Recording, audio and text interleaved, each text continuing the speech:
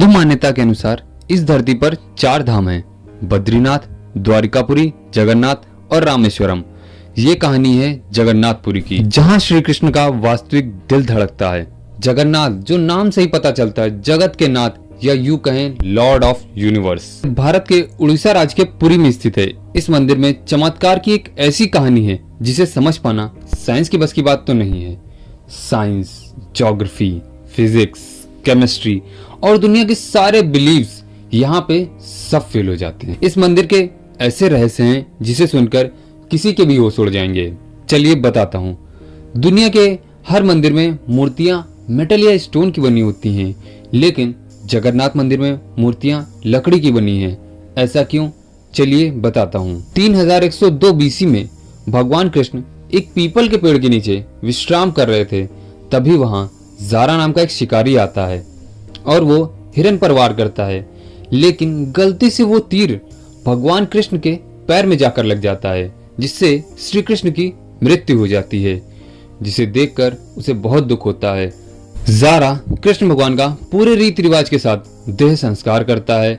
जब उनकी चिता शांत हुई तो जारा ने देखा कि एक चमकने वाली मेटल की चीज अभी तक जली नहीं थी, तो उसे समझ नहीं आया कि ये क्या है।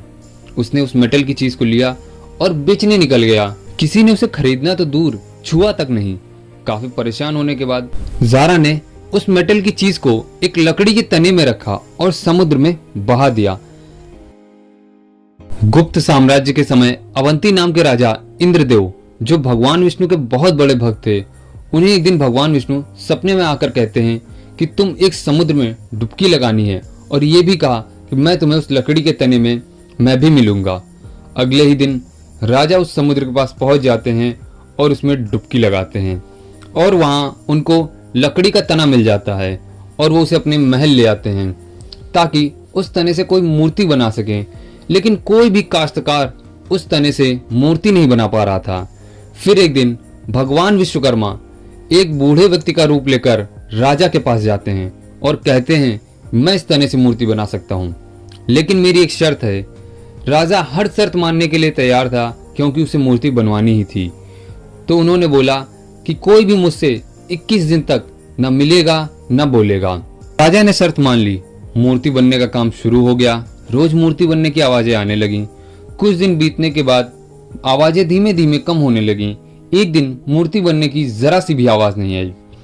राजा की पत्नी परेशान हो गई कि कहीं काश्तकार भूख प्यास से मर तो नहीं गया।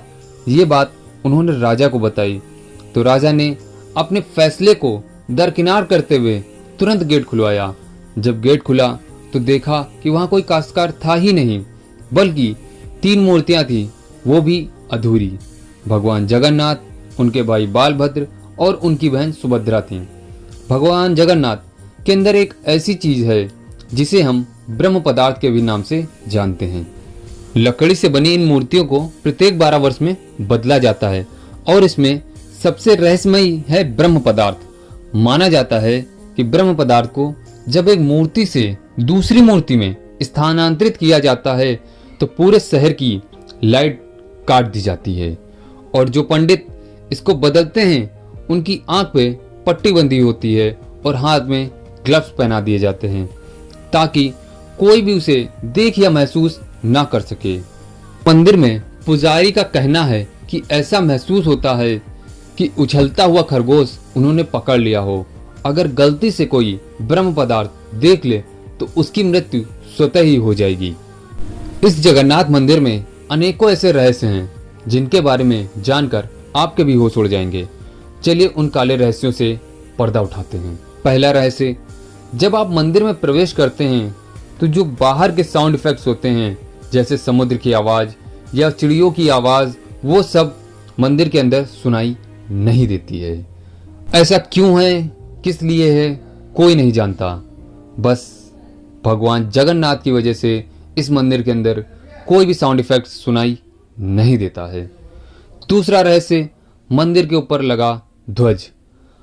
जो मंदिर के ऊपर ध्वज लगा है वो हमेशा हवा के विपरीत दिशा में लहराता है, और इस ध्वज को रोज बदला भी जाता है। कहते हैं अगर किसी दिन मंदिर का ध्वज नहीं बदला जाएगा तो मंदिर 18 वर्ष के लिए बंद हो जाएगा। तीसरा रहस्य, मंदिर के ऊपर से कोई भी जहाज या कोई भी पक्षी उस मंदिर पर नहीं बैठता है। ऐसा क्यों, ये आज तक कोई नहीं समझ पाया है। चौथा रहस्य, मंदिर की परछाई कभी भी जमीन पर नहीं पड़ती। ये कैसे होता है, क्यों होता है, यह भगवान जगन्नाथ की महिमा है, वरना इस रहस्य से भी आज तक कोई भी पर्दा नहीं उठा पाया है। पांचवा रहस्य, मंदिर के ऊपर लगा अशोक चक्र। आप किसी भी दिशा से उस अशोक चक्र को देखेंगे तो वो आपकी तरफ ही दिखाई देगा। इसकी बनावट इस तरह की गई है कि ये आपकी तरफ ही हमेशा दिखेगा। छठा रहस्य, मंदिर में पकने वाला भोजन। कहते हैं मंदिर में जिस बर्तन में भोजन बनता है वो मिट्टी के होते हैं और एक के ऊपर एक साथ बर्तन रखे जाते हैं। यहाँ तक तो सब समझ आता है, लेकिन जब खाना पकता है तब साइंस कहता है कि जो बर्तन आग के पास रखा है उसमें सबसे पहले खाना बनेगा और जो दूर रखा है उसमें बाद में बनेगा। लेकिन जगन्नाथपुरी में उल्टा होता है। यहाँ जो बर्तन सबसे ऊपर रखा होता है उसमें सबसे पहले खाना पकता है और आग के पास होता है वो सबसे बाद में। इस गुत्थी को कोई भी सुलझा नहीं पाया है और जिसने कोशिश की है वो अपना सिर खुजाता रह गया है। सातवां रहस्य, मंदिर में पकने वाला प्रसाद। कहा जाता है कि जगन्नाथ मंदिर में एक ही बार प्रसाद बनता है और उससे ही सभी भक्तों को बांटा जाता है। फिर वहाँ लाखों भक्त आए या करोड़ों, प्रसाद कभी कम नहीं पड़ता और ना ही एक भी दाना बर्बाद होता है। साइंटिफिकली देखा जाए तो ये एक नॉर्मल ह्यूमन के लिए पॉसिबल ही नहीं है, लेकिन जगन्नाथ मंदिर में सब पॉसिबल है। इसलिए बोलो जय जगन्नाथ। अगर आपको वीडियो पसंद आई तो वीडियो को एक लाइक और चैनल को सब्सक्राइब कर दीजिए और कमेंट में जय जगन्नाथ लिख दीजिए, जिससे आपकी सभी इच्छाएं पूरी हो जाएं। अगर आपको इसका सेकंड पार्ट भी चाहिए तो ज़रूर बताइएगा। फिर मिलेंगे नए रहस्यों के साथ, तब तक मैं आपसे विदा लेता हूँ। धन्यवाद।